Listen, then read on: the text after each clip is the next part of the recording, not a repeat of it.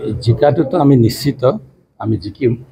আমার এনডিএর প্রার্থী ইউপিপিএল দলের ফালে যাক আমি আগবঢ়াইছোঁ তেখেত আমার সিল্লির বিধায়ক জয়ন্ত বসুমতাৰী ডাঙৰীয়া 100% জিকিব। আমাৰ বিশেষকৈ প্ৰমোদ বড়ো ডাঙৰীয়াৰ নেতৃত্বত বিটিআৰ একৰ্ড হোৱাৰ পিছত বিটিআৰৰ ৰাইজে যি শান্তি সম্প্ৰীতি বজাই ৰাখি অহা দিনত বিটিআৰটো আগুৱাই লৈ যোৱাৰ কাৰণে একে নাৱৰে যাত্ৰী হিচাপে কাম কৰিবলৈ যি ধৰণে আগবাঢ়ি আহিছে ইয়াৰ এটা ৰিজাল্টটো আমি কালি দেখিবলৈ পাম। আমি যিমান দূৰ জানো আৰু যিমান আমি আশা কৰিছোঁ মানে জাতি জনগোষ্ঠী ধৰ্ম বৰ্ণ নিৰ্বিশেষে সকলো একেলগে আমাৰ প্ৰমোদ বড়ো ডাঙৰীয়াৰ নেতৃত্ব থাকি অহা দিনত বিটিআৰটো আগুৱাই লৈ যোৱাৰ কাৰণে কাম কৰিবলৈ তেখেতসকলে আগবাঢ়ি আহিছে। আৰু ইয়াৰ ৰিজাল্টটো অহাকালি যি আমি আজি প্ৰায় 1.5 মাহ ধৰি যি নিৰ্বাচনৰ প্ৰক্ৰিয়াটো ভাৰতবৰ্ষত চলি আছে 1 তাৰিখত শেষ হৈ গ'ল। অহা 4 তাৰিখত যি আমাৰ ভোট গণনাৰ যি দিন কাউণ্টিঙৰ যি দিন সেইদিনাখন এই 1 নং কোকৰাঝাৰ যি লোকসভা সমষ্টিত আমাৰ এনডিএৰ প্ৰাৰ্থী তথা ইউপিপিএলৰ প্ৰতিচ্ছবিত তেখেতে খেলিছে। তেখেত জয়ন্ত বসুমতাৰী ডাঙৰীয়াই বিপুল ভোটৰ ব্যৱধানত জিকি যাব বুলি আমি আশা কৰিছোঁ। আৰু এই ৰিপৰ্টটো আমি বিভিন্ন চ'ৰ্চৰ পৰা আমি গম পাইছোঁ।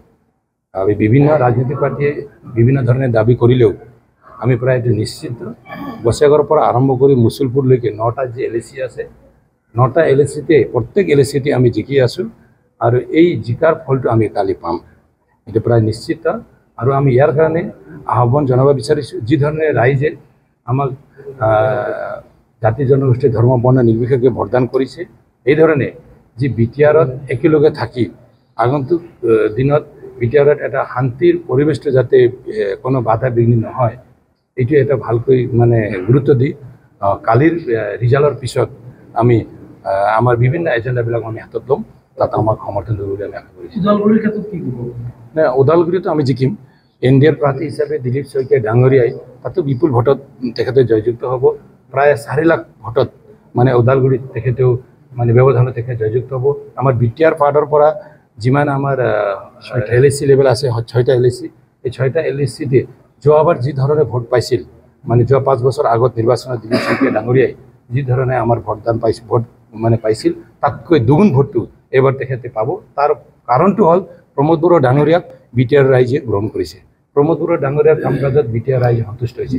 তাৰ কাৰণে ওদালগুৰি তামুলপুৰ মাজবাট টংলা ভেৰগাঁও যিমান আমাৰ LAC আছে সকলো LACৰ পৰাই মানে ভাল ভোটটো তেখেতে পাব।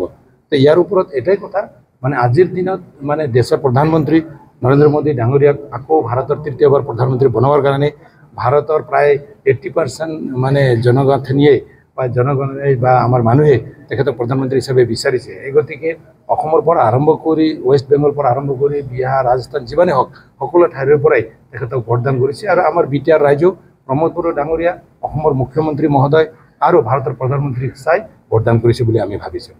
নাই তেখেতে যোৱাকালি কৈছে আমি দেখিছোঁ কিন্তু এইটো তেখেতে কৈছেহে কিন্তু অহাকালি চব এইটো মানে ৰিজাল্ট এটা ফাইনেল হৈ যাব। আমি কোনোবা এজন ব্যক্তিক টাৰ্গেট কৰি কোৱা নাই কিন্তু BPFক ৰাইজে ভোট দিয়া নাই। মুষ্টিমেয় তেখেতসকলৰ কেইজনমান ৱাৰ্কাৰসকলে তেখেতক ভোট দিছে নিদিয়া নহয় কিন্তু আজিৰ দিনত BPFটো এটা মানে কামত নলগা এটা দল নিচিনা হৈ আছে। গতিকে অহা দিনত BPF আৰু প্ৰায় মানে BPFৰ অস্তিত্ব নাইকিয়া হৈ যাব কালিৰ পিছত। আপোনালোকে চাব কালি মই এইটোৱে কৈছোঁ প্ৰথমতে কৈছোঁ বিটিআৰৰ সকলো জাতি জনগোষ্ঠীয়ে একেলগে প্ৰমোদ বড়ো ডাঙৰীয়াক সমৰ্থন কৰি ট্ৰেক্টৰ ছবিত ভোটদান কৰি দেশৰ প্ৰধানমন্ত্ৰী হিচাপে নৰেন্দ্ৰ মোদী ডাঙৰীয়াক বনোৱাৰ কাৰণে আমাৰ জয়ন্ত বসুমতাৰী ডাঙৰীয়াক বিপুল ভোট দিছে। আৰু এই বিপুল ভোটৰ ব্যৱধানত ট্ৰেক্টৰ ছবিয়ে এনডিএৰ প্ৰাৰ্থী জয়ন্ত বসুমতাৰী ডাঙৰীয়াই জিকি যাব এইটো প্ৰায় নিশ্চিত। Thank U.